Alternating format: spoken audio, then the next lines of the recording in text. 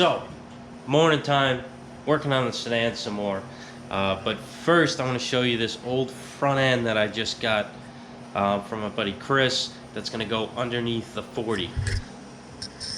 So, check this thing out. He wants the brakes. He wants to keep these cycle fenders, which is fine with me because I'm not a huge cycle fender guy. So yeah, this was on an old Roadster kind of hot rod thing. I want to try and put a picture in right now and show you guys. The thing's kind of weird. I don't know what it was. It's on a 35 to 40 chassis, and it had this axle under it, and it seems to be a Dago axle, or somebody who used the same technique as Ed to do these axles, but it has all the familiar characteristics, like how this is so squished right here. So that's kind of trademark of a Dago style axle. If it's a real Dago axle, I don't know. It is old though. So this is an original front end, an original hot rod front end from like the 40s or 50s. It's a really early one, which is kind of cool because so like I'm actually putting hot rod history underneath my 40 Sedan. Yeah, it's not bad. It looks, it looks rusty, but all this stuff kind of cleans up. And I'm not gonna go crazy because underneath the 40 is not anything special. It kind of looks like this anyway. So, and I think I'm gonna throw this front end pretty much just under the car the way it is, plus putting the reverse eye that I got from Old Yankee Speed Co., putting that under here, new shackles with the stud for the lower shock mount, and that's probably it. I'm not going to use the I need to use a spindle. I'm not going to use the brakes from this car. Oh, that stinks. Oh no, it's not bad. Okay, never mind. I need the spindle. Backing plate can go. So yeah, I gotta take the drum off. I was thinking I could just pop the pin out and just take the spindle and everything off and swap it with mine, but my steering arms are not dropped like this, so I need to use these spindles. So what I'll do instead is take the 4 bolts off, pull everything off, the backing plate and drum, give him the backing plates because he wants the cycle fenders. It's like the last piece of that he has of the car, so he kind of wants to keep these, which is fine. It's the oldest hot rod he's found, so that's fine there. And my backing plates and drums have been like redone, I guess. He went through the brakes, so it's gonna be better than what I have here anyway. But yeah, cool. So that's the story on that. Figured I'd leave it all crusty like this because the rest of the car looks kind of crusty like this underneath. Not gonna go painting things, and just the front end looks nice. I don't know. I'm not sure. And I might not even do it. Kelly might be doing it because she loves that car. She's like falling in love with it. So I might have her do it. So who knows? Honestly, we both are going to do it. But I don't know who's going to show it really.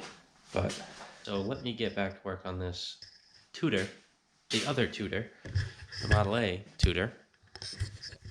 So I can finish it up.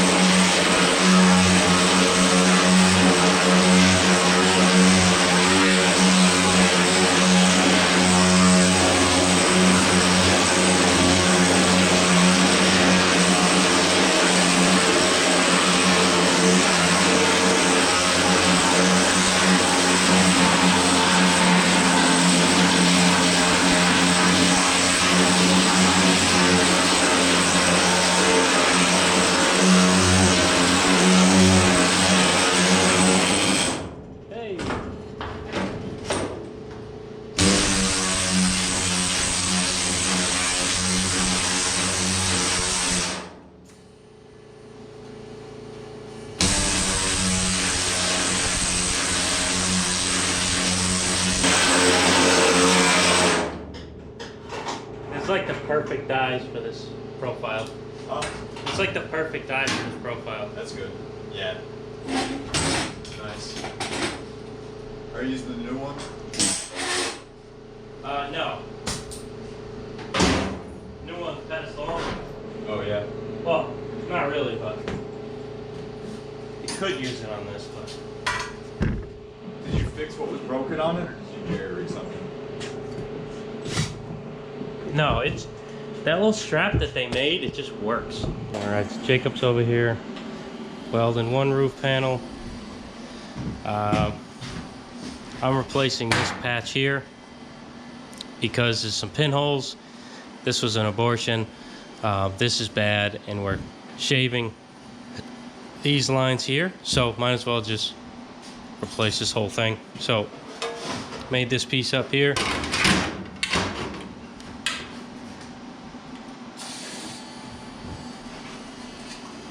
Fits right on it. So I'll put that in. So right now I'm gonna, take stuff off, die commit, scribe it, weld this in. Yeah, I think the 12 will be alright. Alright. So should I go around the edges first? Yeah. Try and even that out, and then just do like a few passes in the middle on this like surface. Yeah. Even back and forth is fine.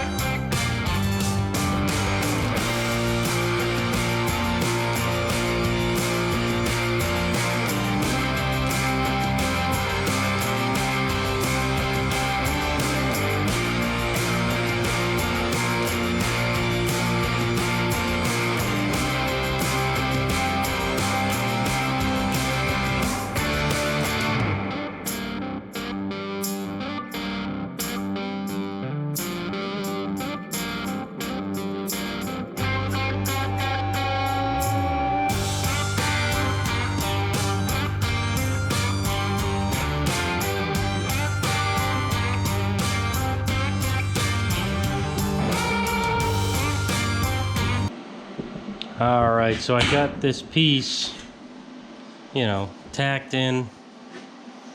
So I have to, you know, fully weld it, planish it out, smooth it out with this one, because it dips in a little bit here, so just need to stretch this a bit, you know, kind of blend everything in. You know, just one thing at a time, making it smooth.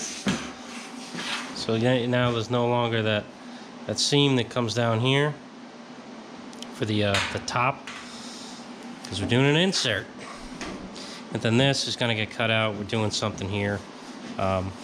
Even this is probably going to get cut out again. So I'm going to leave this tacked. I'm not going to do anything here.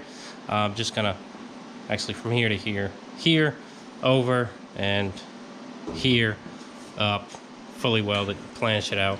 But they're doing something, so I'm going to leave it for now. Yeah, let's go outside and look at the 40 for a second. So, you guys probably remember that this had a hard time starting the other day. Which, it had a hard time starting when I first got it. The guy really had a hard time getting it going on the trailer. And it was kind of the same story yesterday, I think. And then today, I couldn't get the thing to start at all. Tell me if this is plausible.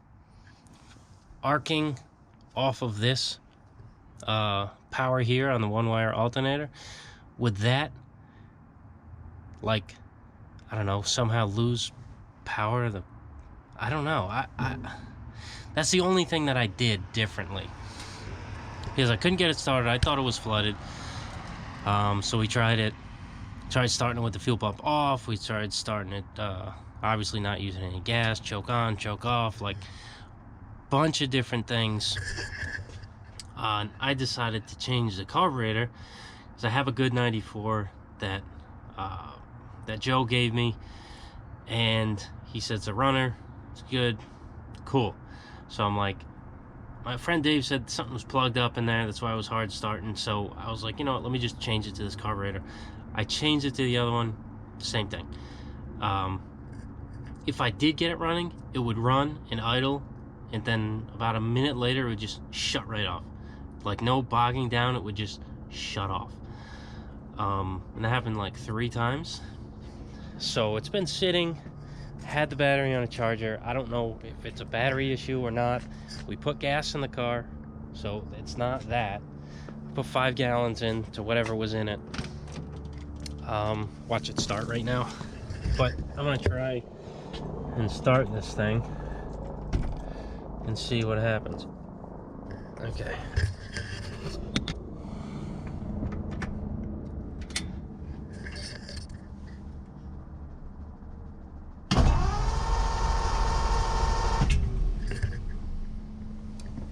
One pump, not too much fuel.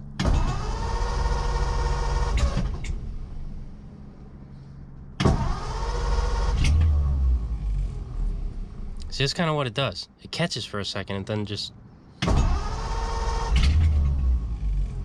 Let me choke it.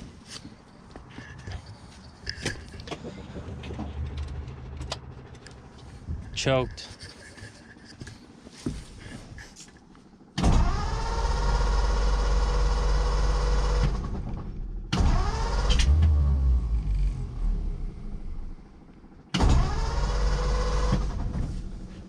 One pump.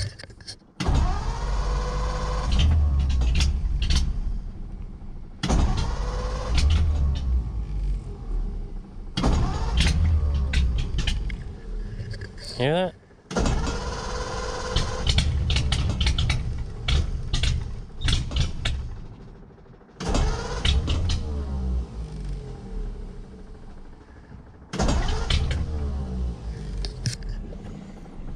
I don't know what's going on. This thing used to start right up.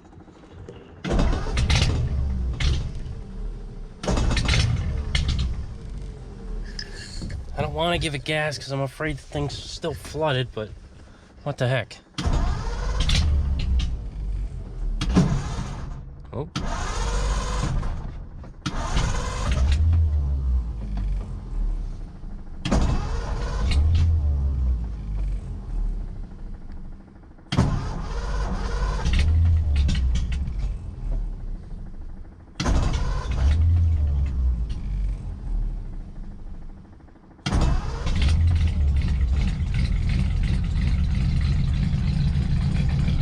okay.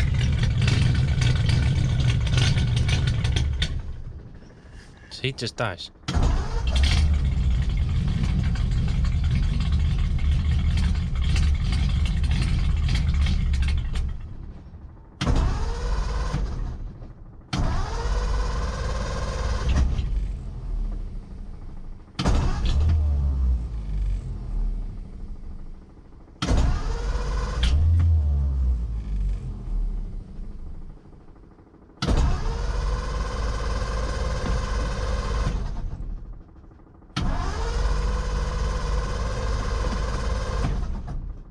Now nothing.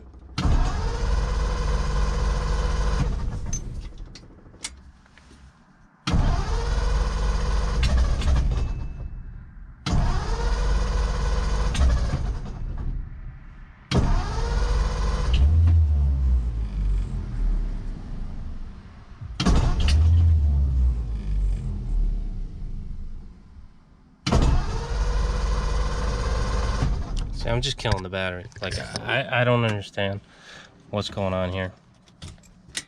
I don't know. Like, what the F, man? Trade my running car for something that's a piece of shite. What the heck, man? This stuff annoys the crap out of me. Like, I did absolutely nothing, and it won't start. Nothing has changed. I buffed it.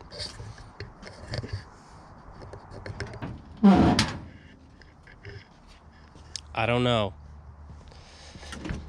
I don't know, but it's aggravating. And of course, you guys know, I'm not a mechanic. I know nothing about this kind of stuff, diagnosing why things don't run. My thing is, if it was running yesterday, why the F shouldn't it run today? You know, it does take a bit to get it going, but once it catches, it runs. It'll catch, but it won't go. I don't understand it. I don't know if I told you, the carburetor that was on it is back on it. The one that I know runs, it's back on it. Still doesn't do nothing. So I got no idea. If anybody knows anything more than me, it just like, if it didn't work, if it never worked, I wouldn't be this aggravated, because I'd just be looking, see if it has spark, see if it's got this, see if it's got that. But it catches and it starts going, and I ran yesterday and nothing changed. I don't know. Aggravated to say the least.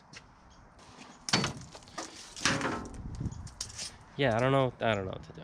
I don't know. Doesn't work. It's busted.